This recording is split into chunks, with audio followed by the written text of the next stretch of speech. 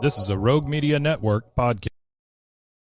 Caroline, you should tell them about the newest thing that Bloody Happy Hour is doing. A Patreon. It's a Patreon. What is that? That means you're basically like a VIP member, and there's 2 different levels that you can, subscribe to, and you get some perks.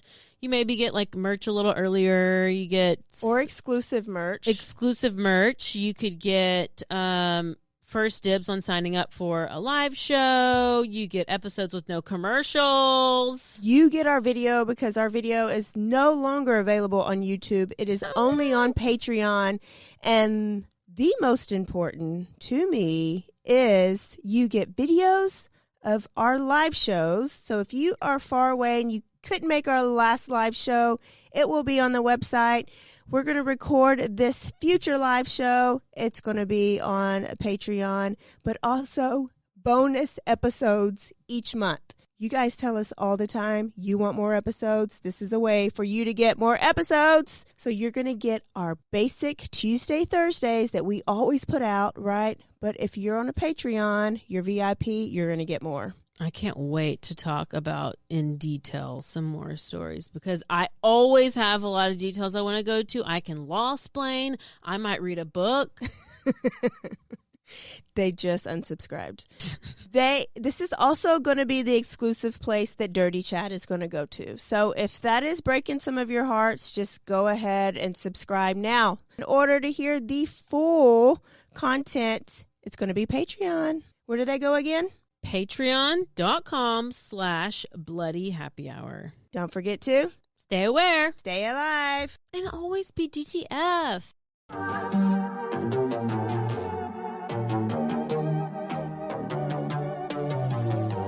Hey y'all, I'm April. And I'm Caroline. And this is your Bloody Happy Hour. Caroline, are you ready for this? This is your newest guilty pleasure. It's the bloodiest part of your week. Did we say something about it also being happy hour? Show did. Because we about to be sipping on some murder. Bloody Happy Hour.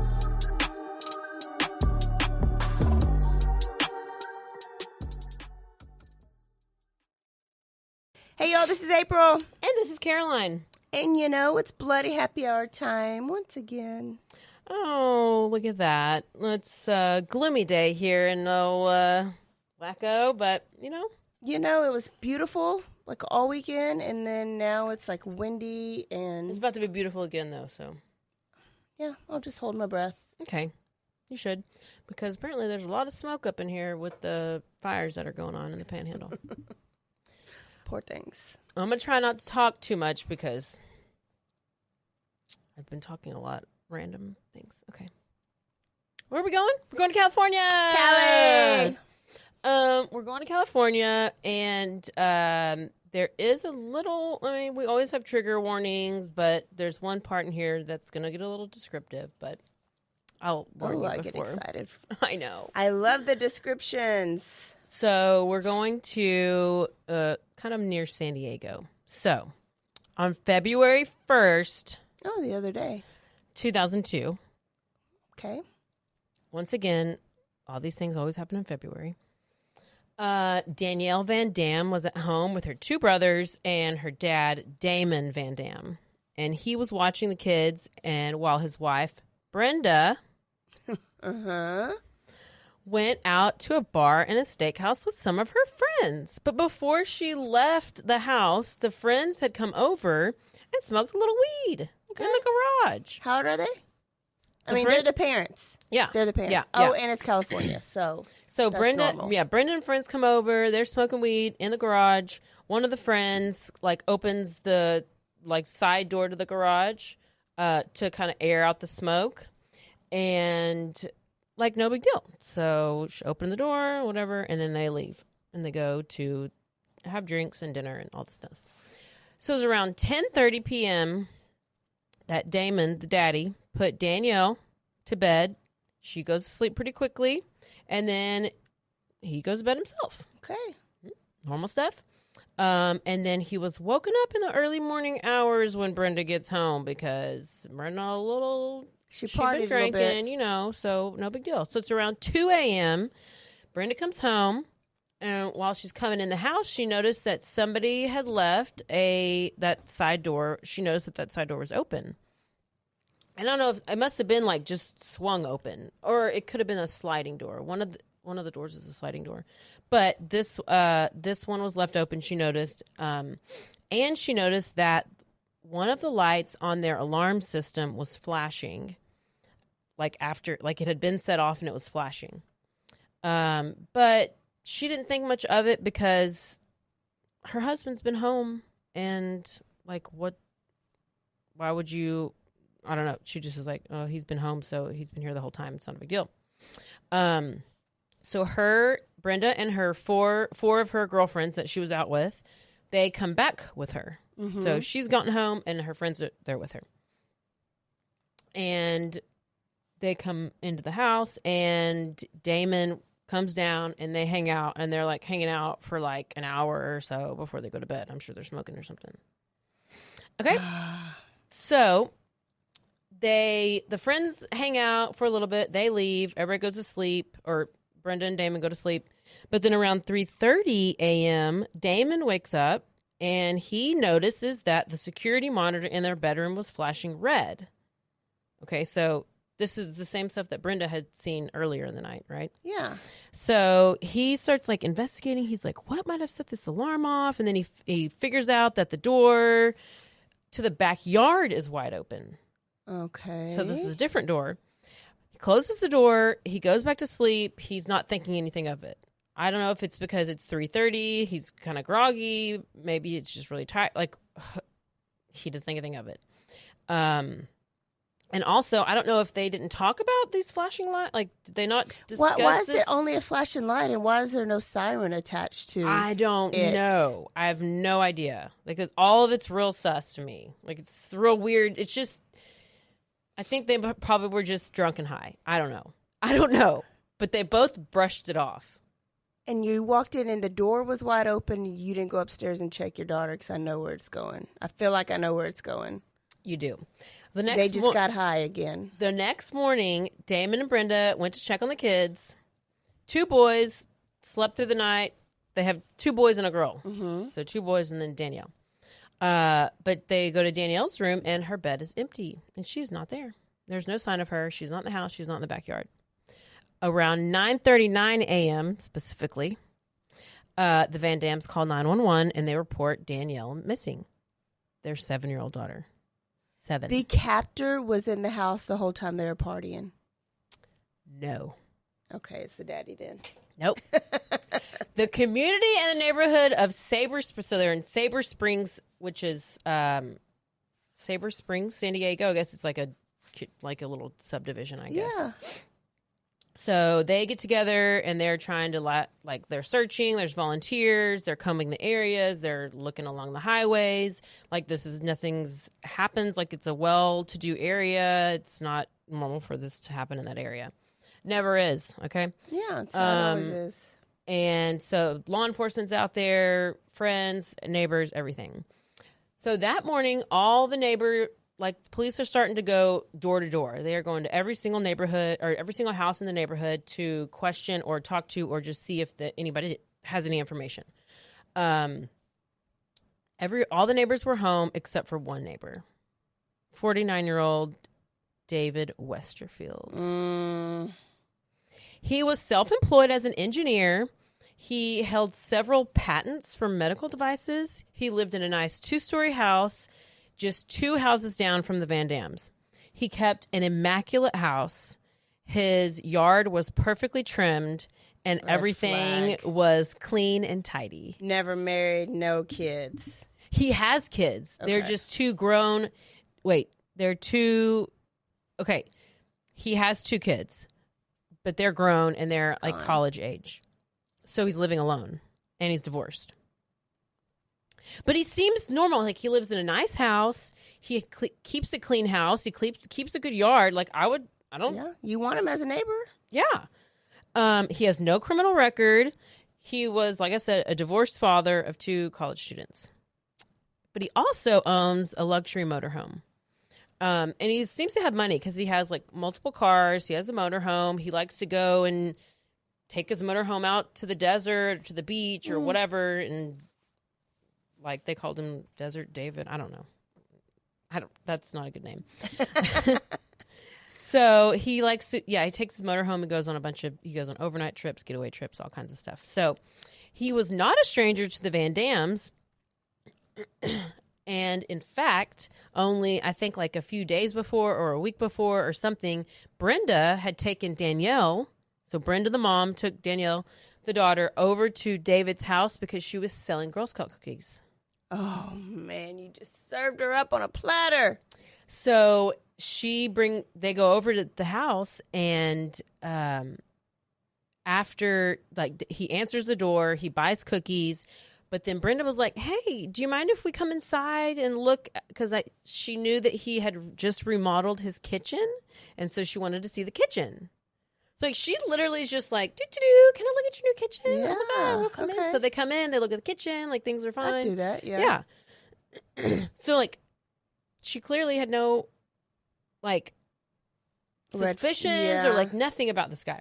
So investigators continue to question the neighbors. But when they go to David's house, they discover he's not home, and neither is his motorhome. So it's only a few minutes after Danielle was reported missing that he was already gone. Okay, so he'd been there the night before, and we know he'd been there the night before because Brenda and him were actually at the same place that night. Oh, yes. So, what happened was David had packed up his motorhome. He'd driven to Silver Strand State Beach, where he paid to stay for 2 nights. And the following day, he decided that it was too cold to stay at the beach, so he took the motorhome to the desert instead. And then on Monday morning, which was a couple nights after that, he drove back home. So he is out at the bar or the restaurant, and he gets home in time to pack up all his stuff and leave within like just a few hours, right? Mm-hmm. So he was also seen at this dry cleaners that he frequented. So they're trying to put the pieces together, and they're like, well, where did he go, and where has he been when he left in his motorhome? Like, what did he do? So he showed up at this dry cleaners randomly. He was barefoot. He seemed to be exhausted. The next day? Yes, the next day. He dropped off a small load of laundry, 2 pillowcases, 2 bed comforters, and a jacket. Immediately after he arrived home, he began to clean his motorhome. So police are like, okay, we are putting him on around-the-clock surveillance. So this is just a few days that have passed. Like, because he went there. Yes. And so they put him on around-the-clock surveillance, and the following day, they impounded his motorhome and another vehicle for forensic testing. So, but he's OCD. He's probably cleaned all the evidence. Yes. So yes. But while speaking to the police, David was like, I have no idea where Danielle has gone. Like, he's like, I actually saw Brenda out the night before, because at the bar. I was watching her. Yes. And it was like Brenda said she didn't really know him. She knew of him, and she'd been into his house. She knew who he was, but they weren't like hangout buddy friends. Apparently he had a crush on one of her friends, so that's kind of why he was allegedly while he was like hanging around them that night at the bar, whatever. So, one of the other aspects of David's original interview with police that was interesting to investigators was that he had provided an incredibly detailed summary of his nights spent away in his motorhome, and all of the details were backed up by eyewitnesses, receipts, phone records, and all the things. However, despite all of these details, there was one thing that David forgot to mention, and it was the fact that he had stopped by the dry cleaners on his way home. Okay. So on February 22nd, when did this all start? First. Okay. So February 22nd, he was arrested for abducting Danielle, due to one tiny spot of blood that had been found inside his motorhome. What? And another had been found on the jacket that he had dry cleaned. Okay. Yes. DNA testing revealed that the blood was a match for Danielle's. So 5 days. Okay, this must have. No. How sad. February 1st. Your neighbor. It's usually who it is. Okay. Well, on February 27th, a group of volunteers are out searching this Dehesse, California. That's an area of California. And they find Danielle's remains. Oh, trigger. This is the trigger. Her remains are found lying just off of the trail. She had been stripped naked, and exposure to the elements had caused the decomposition process to accelerate. The medical examiner / autopsist said that animals had gotten to her body so bad that many of her remains were missing and her skin was mummified. Oh, my goodness. Her death was concluded to be a homicide, but because of the degree of decomposition, dental records had to be used to identify her. Blunt force trauma, strangulation, stabbing, and gunshot wounds were all ruled out as the cause of death. Therefore, no cause of death could be identified. It's possible she was suffocated. We don't know. They could not confirm whether she had been sex assaulted or not prior to the murder because her genital organs were missing. My goodness. And I think that's all the animals. Yes. The medical examiner stated that Danielle had been deceased for at least 10 days prior to her being found. So he spent some time with her then. Yes, because How if it all quickly- happened February 1st and then we're on the 27th, like And then 10 days before that, so he kept her for 2 I weeks? guess. That's kind of what I was wondering too. But he, let's see. But he was questioned But then they said immediately. that it could have happened the night she could have been killed the night she disappeared. Yeah. And then they just had found her later, and then it took them a while to get the DNA and the results, and then that's why the arrest was like a little bit later. The location of Danielle's remains further implicated David Westerfield because they knew that that's where he had been. He'd taken that route on his trip with his motorhome and all this stuff on his little drive to the So he put his desert. own self there, too. Yes, he did. So despite evidence against him, David decided to plead not guilty. So we go all the way very to June. little evidence. Yeah. Well, I mean, but that's like, I guess blood, but it's little. yeah, it is. Little amount. Trace. So in June 2002 is when his trial happens, and his defense attorney attempts to have his police statement excluded from the trial, alleging that the interrogation process had been unfair. And during the interrogation, that David had been questioned for almost 10 hours. Oh, wow. And that detectives ignored all of his requests for a lawyer, his requests for food, and his request for sleep. I can look at that as two ways because they are so desperate to get answers. So they know if they put him under stress, maybe he will confess. But I don't understand why people just sit there and go through those interrogations. You do not have to do that. But he asked for a lawyer and they denied it. So what I'm saying is I see the desperation, but then that can always come back and listen, the mess rule them is up. if they don't let you have you let them read, like you done peeled your damn nail off. Mm-hmm. You let them read you your rights and you leave. You do not have to stay. Gosh. You leave. Even if your lawyer is there, if your lawyer needs, this is part of going back to the Russ trial. Sorry, let me interject my own story here. Uh-huh. The officer is asking her all these questions, and she's talk. Like she's talking. Her lawyer's sitting right there and is like twiddling his thumbs, like, lawyer, speak up, tell her to shut the fuck up and y'all leave. Yeah. Because all this is coming into the trial, which it is, and it's Now. being used against her. And she sounds like an idiot, and she sounds like she has no care in the world for anything that's just happened. So the moral of the story is Don't talk to the police. They're going to pretend to be your friend. They're going to try to relate to you, and they're going to try to get you to say all kinds of stuff, and you're going to be like all amped up like I am right now, and you're going to keep talking and talking and talking. Yeah, you'd be the one. Listen, yep. Mm-hmm. So, the police statements.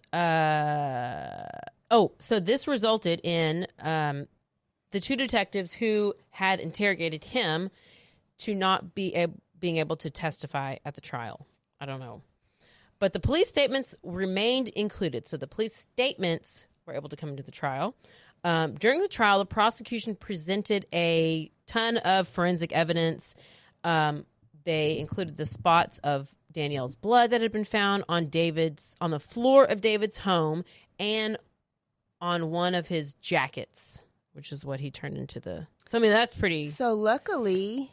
So, were these dry cleaners DTF, like Missy Beaver's dry cleaner people, and they called the police? I wonder and they were if they had already known, or did they intercept it that quick? I don't know. Yeah, because how did they... They had to have called.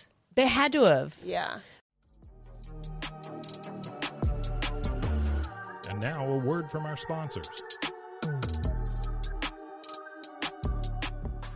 Hey, I'm Blair. And I'm Brittany. And we're the host of By the Cover Podcast. We cover everything from mysteries, thrillers, romance, chick lit, and even some smut. Don't forget the smut. Yeah. We're so excited to get this thing going and share this with you guys. We've been talking about this for months, and it's finally happening. Yes. Special shout out to Rogue Media for helping us with this. For sure. You can find us on Instagram at @bythecover_podcast. You can also find us on Facebook and TikTok, so don't forget to give us a follow on those too also. And we are so excited to dive into some of our favorite books and share those with you. We can't wait. Hope you love it.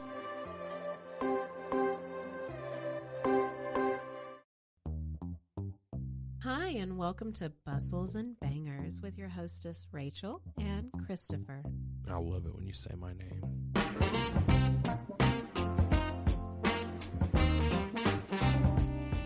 And you didn't say hi. I didn't. You just kept going. I'm going to introduce the book. I'm not reading it. It's because I don't like reading. Girls like cowboy butts, and those jeans don't hide anything. Find us on Instagram at Bustles and Bangers or on RogueMediaNetwork.com.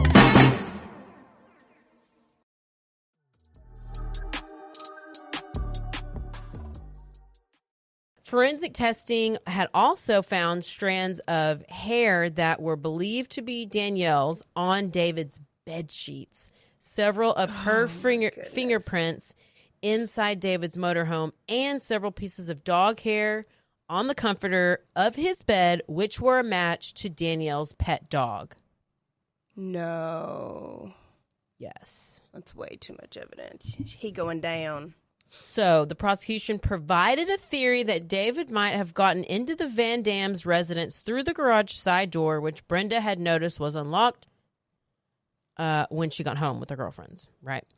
But the attorney, let's see, despite this theory, whose attorney is this? Jeff Dusek. Why do I always get the worst names? He presented one thing to the jury that he said the prosecution did not need to prove how David got into the house to kidnap Danielle. They only needed to prove that he kidnapped her, and forensic evidence suggested that he did. So he's... Yeah, so who gives a shit how? Right. When you create a story, people can visualize it even better, and I think that helps convict them. But what about the back door? Are you going to tell us that? No. Remember there's the side door? Yeah, there was the side door and there was the back door. So I think door. he must have come in that side door and he left at the back door. He must have been... I feel like he was in there the whole time they were partying. Yeah, I think he was. Just up there scared. And the daughter was probably just like praying for, Mom, come up here, please. Dad, come up here, something. I mean, because like he did this whole thing while there are people in the house. Like that's the scariest part of it is like whenever the whole family... like. At least for sure, Dad and the two boys were home.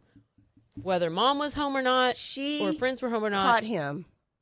Like, she caught him not caught him, but like, she interrupted him in the act. I think he left, before he knew they were leaving. That's why he was there. This is planned. He was there talking to them, hanging out with them to see how long they were going to be at the bar. He knew Daddy was going to be at home, passed out, and he knew she was going to be drunk. Yep. So he was like, this is my opportunity. Let me go before she gets back. She's going to go back and pass out. I'll be gone. This is just my own thinking. But she left before he can get out. She left the bar before she can get out of the house. He can get out of the house. And he heard her come in. So he had to wait up there while they were drinking and like that. All they had to do is go upstairs or go check her room. I can't. So yeah, I think in my head. That sounds exactly right because he never tells. Like, he never says anything of what he anything. So we don't actually know. And then they went out the back door. Yeah. Yeah. When he left. So his defense attorneys were like, "Oh, our law enforcement pressured. They felt pressure to solve the case, so they're like putting this on him and blah blah blah. And they don't even have any other suspect. They're just doing the normal defense stuff." But apparently, David was also facing charges for pornographic material on his computer. Little CP before this. It just says Or yes, they had found I think this during the investigation. Yes, they found it. Yeah, I think. Gosh. Yeah. So he wasn't like convicted of anything, but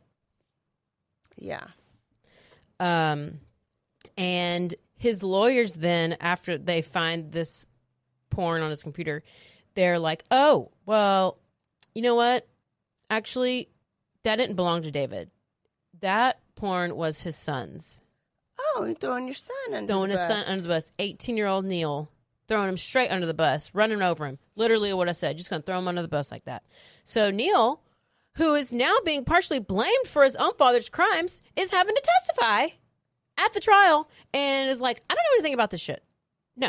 I have no knowledge of this material." And how shady is that? How shitty is that? Yeah. Like, he must hate that kid. So he's just saving himself. Oh. So they keep arguing. They're like, "Oh, other people could have done it. There were so many people who had been in that house that night. And, look, Brenda and Damon were also like allegedly known to have a open marriage. So they're basically like, they're swingers. They're pointing fingers at the parents. Yes. They're like, they had a monogamous marriage where they would have sexual encounters with other couples. And they smoked marijuana. That's probably what they were doing downstairs. I know. So I think they were all like having like a little orgy, and then it's not the worst. Like they're and like, then you wake up the next morning and you realize, and you're like, first of all, you're hungover as hell because you stayed up all night having orgies and smoking weed and drinking. Oh my God, the worst. It's basically like every weekend for me. Just kidding. I don't have orgies every weekend. So, a lot of times pedophiles will take a kid thinking the kid is in a bad situation in their mind, right? They're really pedophiles, but did he think he was saving her from them? Like, especially if he thought they were doing this lifestyle and mom was at the bar, getting plastered. Did he think she's better off with me? Like that's the excuse for doing that. I'm sure in his mind he justified it. However these child rapists, weird, nasty people are. Demons. But because of Brenda and Damon's alleged swinging, the defense proposed the theory that more people were in this house, which I already said that. So they're like, there could be unidentified people like we don't know about that they could have done it. They're just trying to throw everything out there. But the evidence was too strong. Well, at least, I mean, they had blood, they had the hair, they had all kinds of stuff. Yeah. And it was enough to prove that, she had been in his trailer shortly before her death. So the defense was saying that there's no forensic evidence that David himself had been inside the house to abduct her, but they're like, well, you don't really have to have that, blah, blah, blah. So defense or the prosecutor Dusak, he basically was like, it's completely possible for somebody to avoid leaving forensic evidence. You can have gloves, you can do this, you can be very cautious, but especially him who's very clean in particular, which I'm surprised he had so many little mess ups or. But no. But I'm wondering how. Why was there blood? Yes, I was just going to say that. I'm wondering now, like, how did you kill her and there's blood, but I mean, if you didn't, I don't know. I guess because we don't know how she died. Yeah, but no, I think he did a great job cleaning because any just normal cleaner, there probably would have been a lot more evidence. You had a speck, yes, and a speck on your jacket, and a dog hair. Yeah, that's pretty legit cleaning. That is pretty good. They said, but meanwhile, Danielle had likely been frightened and struggled inside David's motorhome, causing trace evidence to be left behind. So at least she was like fighting. Maybe this is all just based on this is just kind of the prosecution's story because they don't have a story. There was really no explanation. And, on September 16th, 2002, the jury reached their decision. David Westerfield was found guilty, and he was to be sentenced to death. However, California has got rid of the death penalty, so it's just kind of like he's not... Just sitting there? He's currently being held at San Quentin State Prison, but is unknown whether his execution will ever go ahead. Wow. So he's in jail, or prison for the rest of his life. First-degree murder he's been convicted of. Kidnapping and first-degree murder. Yeah. That's not how I pictured him. And he's there in San Quentin State Prison. He kind of looks like BTK. Oh, he has those eyebrows that do that weird... Oh, that's devastating. I know. Okay, here's a hard question.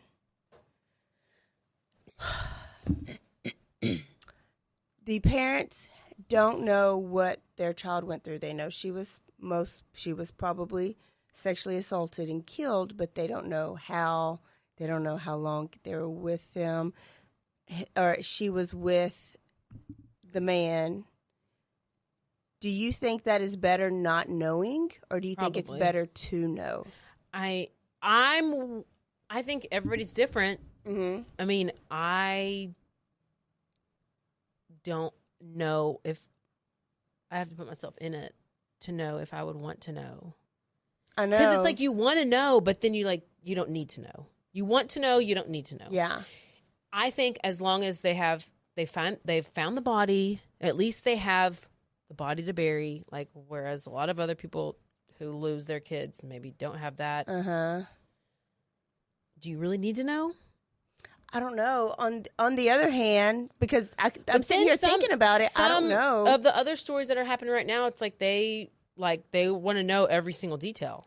I feel like my brain will take me to horrible places, and if I know, then at least like, okay, this is what I know, this is what happened, and I'll learn to accept that. But if I don't ever know, then I'm gonna go, he burned her with cigarettes this day, and then he slit her with, you know what I mean, was slicing her up on this day, then he raped her 4 times a day, and then he sliced her, you know what I mean? Like my brain would take me all sorts of torture places that I think it would be better for me to know.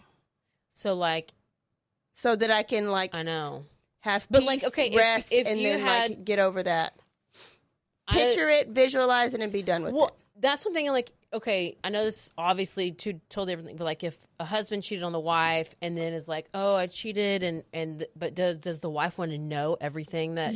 I mean, I feel like because I don't think I could ever recover from that, and I couldn't be with you after I know in my head mentally what you've done, and I'm picturing it over and over, and I would never stop thinking about it. So I would think that would be the same way if you knew your daughter, like you would picture her being raped over and over, and over. Like I don't know. Otherwise, if you don't know, you at least block it out a little bit. Yeah. I don't know. That's why I said it's a neither hard way question. is wrong. Yeah, neither.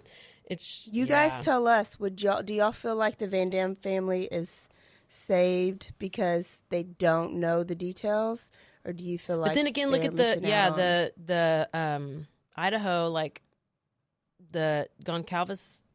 Yeah, they want to know every single thing that's happened to Kaylee. They want to know how she was found. They want to know everything. Did she fight back? What were her like? I kind of think I would. I don't know. I don't even know. You know what? I don't know. It's hard. Woo! Hardest question of the day. Well, wow, that was really depressing. I know. So you're welcome. Yeah, it's not a good way to bring in the leap year. Oh, well, good thing by the time you hear this, it'll be already March left. already. We'll be getting ready for St. Patty's. Yay. Yay, yay, yay. So maybe we should do like an Ireland story or something. Okay. I don't know. Yeah, you can find one? I'm going to do a leprechaun murder. So I'm going to do. Let's do it. Find one. Okay. Okay, that was so good. So good. It was so sad. Stupid people. It's so sad because, there's judgmental people out there. And so, yeah, the mom was partying and I don't know what they do in their spare time, but you don't deserve that to be drugged. Yeah, you be smoking weed. Oh, hell no. When you're in the spotlight, every bad thing that you do, even though the people that are talking about it probably do the same thing or worse. Oh, like when I'm watching these trials and I'm seeing all these text messages, like, because it's like you get everything's blown up. Oh, my goodness. And I'm like, could you imagine the whole, live broadcast your text messages? No. Nope. Okay, y'all, that is it. That is it. You are welcome. We'll see y'all next time on a brand new episode. Get ready. Of Bloody Happy Hour. Don't forget to stay aware, stay alive, and always be DTF. Bye, y'all. Bye-bye.